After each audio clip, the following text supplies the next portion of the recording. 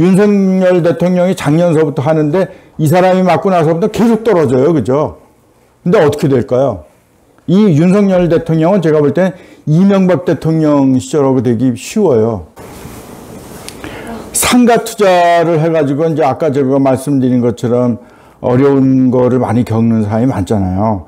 근데 이거가 이제 제가 좀 여러분들한테 말씀을 드리려고 좀, 검토를 좀 해봤어요. 상가가 왜 이런 현상이 나오는가. 첫째는 보니까요, 상가가 너무 고분양가예요. 상가를 지금 분양하는 게. 그래서 뭐 평당 4천만 원이니 뭐 5천만 원이니 이렇게 분양을 하거든요. 근데 보통 상가는 실질적으로 자기가 쓸 수 있는 그 분양 평수는 50%가 안 됩니다. 20평을 분양을 받았더라도 실평수는 10평이 안 돼요. 보통 뭐 45% 이렇게 나오는데 48% 이렇게 나오는데 이 분양 가격은 전체 그냥 분양 가격 공유 면적까지 다 합쳐가지고 분양을 하거든요. 그러면 평당 4천만 원에 분양을 받았다 그러면 10평짜리를 분양을 쓰려고 하더라도 20평을 받아야 되는데 4천만 원씩 받으면 8억이에요. 8억. 그죠? 그러면 그 8억에 그걸 사가지고 내가 돈 한 4억을 가지고 있다. 퇴직자라서 4억을 내가 퇴직금으로 받은 거를 투자하고 나머지 4억은 융자를 받아가지고 투자를 한다. 그래서 대개 이제 8억을 주고 이제 그거를 투자하거든요. 그랬는데 이 8억을 주고 이제 여기 임대료를 내고 들어오는 사람이 있을 거 아니에요. 그죠? 그러면 이제 이 8억에 대해서 내가 은행이자를 갚고, 그 다음에 은행이자 갚고 관리비 또 나가잖아요. 그죠? 관리비 내고, 그리고 나한테 한 달에 그래도 은행이자보단 더 들어와야 될 거 아니에요. 그죠? 그러니까 300이든 400이든 수입이 들어와야 될 거 아니에요. 그죠? 그러면 은행이자 플러스 내 수입. 그러면 적어도 한 달에 1,000만 원 이상 받아야 된다든지 이렇게 나오는 거 아니에요. 근데 여기에 상가에 임대를 들어오는 사람이 1,000만 원을 주고 월세를 장사를 할 수 있는 사람들이 거의 없는 거예요.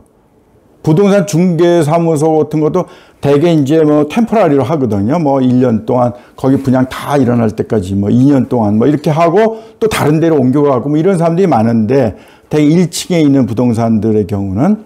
그런데 그런 사람들조차도 한 달에 그 월세 1,000만 원을 내고, 그죠? 그 다음에 그 사람도 거기서 밥도 먹어야 되고 거기 기본적으로 들어가는 비용이 있잖아요. 그죠? 그런 관리비도 내고 자기 운영비도 드리고 하고서 자기가 적어도 한 달에 직원들 2-3명이 있으면은 적어도 여기서 수익이 2천만 원이 나와야 된다. 또 최소한도 1,500만 원 나와야 된다. 그러면은 월세 주고 2,500만 원 나와야 될 거 아니에요. 그죠? 근데 2,500만 원을 벌 수가 없다. 이거예요. 그러니까 거기에 들어갈 수 있는 사람이 없어요. 그래서 비는 거예요. 그런데 이 주인 입장에서 볼 때는 또 이거를 월세를 낮춰주면, 임대를 낮춰주면 어떻게 되죠? 부동산 가격이 떨어져요. 상가 같은 경우에는. 예를 들어서 한 달에 500만 원을 받는 경우다. 그러면 이걸 500만 원에 대해서 소위 이걸 캡레이트라고 얘기하는데, 그 500만 원 수익을 얻을 수 있는 거에 대해서 예를 들어 1할 투자라고 본다, 10%로 본다 그러면 그 가격이 5억이라고 보여지는 거예요. 10%로 보면. 5%를 보면은 10억이 되는 거고. 그죠? 이렇게 계산해요. 그런데 이거를 가격을 내가 월세를 500만 원 받을 걸 200만 원을 받는다, 250만 원 받는다 하면 그 가격이 반으로 떨어지는 거죠. 그래서 차라리 비더라도 그거를 낮춰서 놓지 않아요. 이 사람들이 버틸 수 있을 때까지. 이래서 여러분들이 상가 분양한 데 가보면 거의 다 비어있는 이유가 그 주인들이 버틸 때까지 버텨보겠다.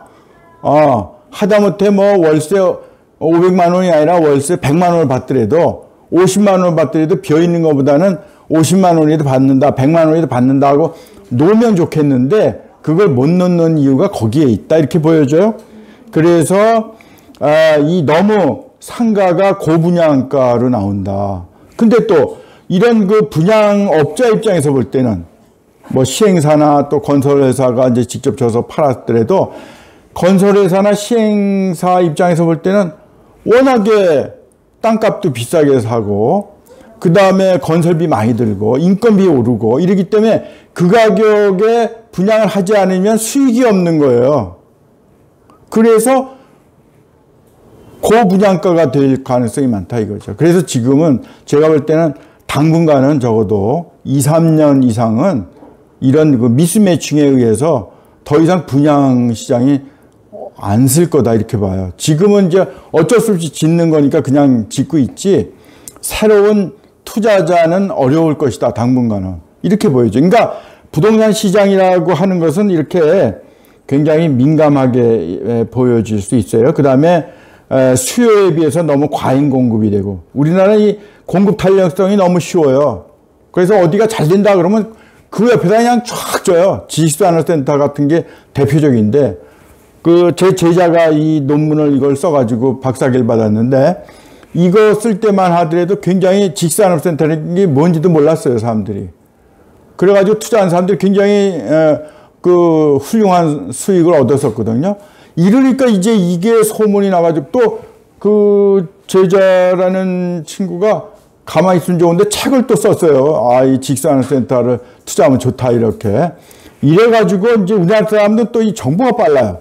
이래가지고 뭐 너도 나도 지식산업센터를 짓기 시작을 해가지고 너무 공급이 많아졌다 이런 얘기고 그 다음에 시장 변화를 읽기가 어려운 시대가 됐다. 아까도 얘기했죠.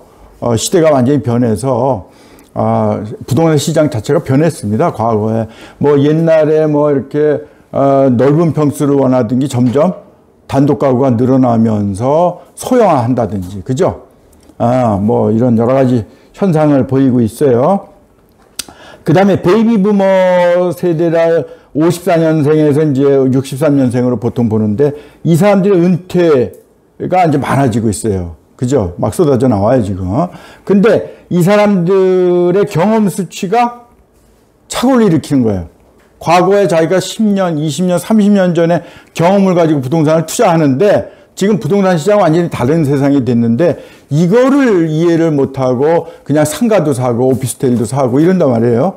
그래가지고 이제 어려움을 겪는 이 베이비 부머 세대들이 많아요.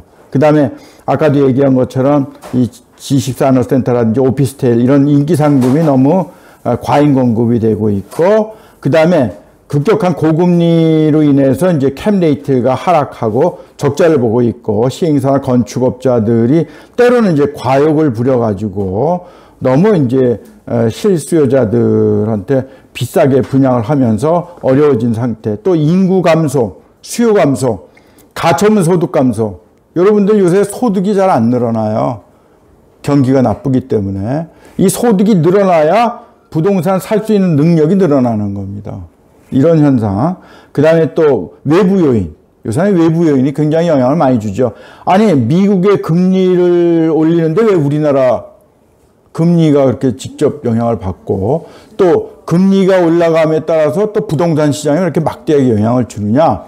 이런 현상은 과거에는 별로 없었던 현상이죠. 그래서 이런 그 외부 요인이 영향을 아주 민감하게 미치는 시장으로 되었다. 그 다음에 정치와 관료 체제가 상당히 능력이 부족을 해서 이런 현상을 타파해 나가기에는 좀 어렵다. 정책을 쓰기에는. 그래서 이거 빨리빨리 그 아주 신축성 있게 해야 되는데 이거를 잘 하기가 어려워요. 왜냐하면 시장에 대해서 이해를 잘 못하니까 대처가 아무래도 늦죠. 그죠? 이런 현상을 보여서 이런 것들에 대한 대책은 과거에 했던 상가 투자 공식은 잊어버려라. 이게 이제 중요해요. 과거에 내가 알던 지식과 경험은 잊어버려라. 완전히 달라졌다. 이거를 이제 내가 아주 탁 인식을 해야 되는 거예요. 그 다음에 이제 부동산 투자 위주의 투자 공식에서 이제 탈피해라. 그래서 채권, 국채, 증권 뭐 이런 것들. 요새는 금값도 많이 올라갔죠. 그래서 이런 투자의 다양성을 좀 기해야 된다, 시대가. 그래서 부동산만 옛날처럼 이렇게 가장 70, 80% 이상은 다 8, 90%는 부동산을 가지고 있다. 이런 시대는 이제 지나가야 된다. 이거 뭐 선진국은 다 이런 형식을 가지고 있어요. 그 다음에 상가 투자에서 수익 위주의 투자, 뭐 상가를 사느니 차라리 아파트 투자를 해서 월세를 아주 안정적으로 얻겠다든지 뭐 이런 임대 사업을 또 좀 소형 뭐 주택을 가지고 하겠다. 이렇게 좀 구체적으로 투자 방식을 바꿔야 된다. 이렇게 얘기할 수 있고요. 그 다음에 이제 신규 분양 시장에서 그러니까 신규 분양하는 데는 이제 내가 볼 때는 어렵다. 분양하는 사람도 어렵고 살 사람도 어렵다. 그러니까 이 시장은 이제는 좀 잊어버리고 차라리 이걸 상가를 사겠다 그러면 기존에 있는 상가들은 이미 뭐 안정적이죠. 그 사람들은 다 뭐 월세를 받을 만큼 받는 것이고 이미 또 월세 내는 사람들이 뭐 3년이고 5년이고 10년이고 장사하던 사람들이란 말이에요. 이런 사람들이 가지고 있는 거는 안정적인 투자가 될 수 있죠. 그죠? 그 다음에 이제 시장 중심의 부동산 현장에 대한 공부를 열심히 해야 된다. 현장에 중심으로. 그 다음에 이제 아까도 얘기했지만 과거의 경험 위주의 코치들, 이런 사람들, 야, 이거 사면 괜찮아. 이러고 얘기하는 거를 믿지 말아요. 나도 못 믿지만 그런 코치라는 사람들을 믿지 말아야 돼. 되게 이런 것들은 뭐 동네 과거 좀 나이 든 부동산 중개업자, 이런 사람들이 저지르기 쉬운 잘못이에요. 그 다음에 이제 리스크 관리에 대한 지식을 좀 공부를 해야 돼요. 내가 어떻게 이런 리스크를 당하지 않을까? 또 이런 위험을 당했을 때 어떻게 거기서 내가 탈피할 수 있을까? 소위 말해서 에스케이프 할 수 있을까? 이렇게 이런 것들에 대해서 이거는 이제 아주 학문적으로 연구가 많이 되어 있는 분야거든요. 근데 이런 것들도 뭐 학문적으로 공부는 안 한다고 해도 내가 리스크 관리하는 거는 기본적인 거 정도는 해야 된다. 그러니까 리스크 관리라는 게 별거 아니죠. 한 바구니에 뭐 전부 담지 마라. 뭐 이런 정도는 알잖아요. 그죠? 그래서 이걸 좀 분산시킨다든지 해서 이렇게 그 다음에 이제 내가 캐시플로우, 현금을 어느 정도 가지고 있어가지고 비상시에 쓸 수 있는 돈이 있어야 된다는 거죠. 너무 부동산 같은 데에 몰빵을 해가지고 여기에 고생을 하게 되면은 어렵죠. 그죠? 이런 것들에 대한 것들이 필요하고요. 그 다음에 마지막으로 하고 싶은 거는 잘 알지 못하면 하지 마라, 아무것도. 차라리. 이게 이제 꼭 여러분들한테 마지막으로 드리고 싶은 말이에요. 자신이 없고 알지 못하면 하지 마라. 차라리 아무것도 하지 않으면 큰 잘못으로부터 피할 수 있다. 이런 말씀을 좀 오늘 드리면서 공부를 좀 마칠까 하는데, 뭐 한마디 더 하면은 우리나라의 부동산 시장의 실태는 재미나는 거는 우리나라가 좀 대통령이 5년씩 하잖아요. 그죠? 그래가지고 이 5년마다 이 부동산, 아파트 가격을 중심으로 보면 아주 변화가 많아요. 그래서 문재인 대통령 때가 이제 가격이 제일 많이 올라간 대통령이 됐어요. 1등 대통령이 됐습니다. 근데 윤석열 대통령이 작년서부터 하는데 이 사람이 맡고 나서부터 계속 떨어져요. 그죠? 근데 어떻게 될까요?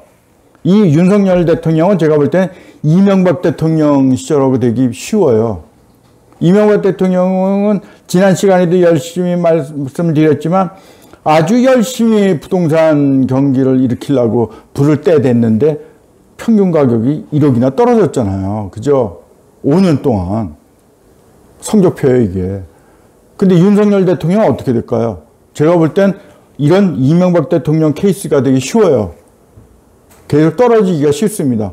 또 외부 경제 영향도 많이 있고요. 그래서 너무 부동산에 대해서 서두르지 마시라고 마지막으로 꼭 말씀을 드리고 싶어요. 그러니까 좀 긴 호흡을 가지고 공부도 해나가면서 또 전문가들 이야기도 많이 들으면서 또 이런 유튜브 방송 같은 거, 특히 이진욱 교수가 이렇게 강의하는 강의 같은 거 열심히 들으시면 이제 큰 잘못으로부터 벗어날 회생 기회가 된다, 이렇게 말씀을 드리고 오늘 강의는 끝을 내겠습니다. 고맙습니다.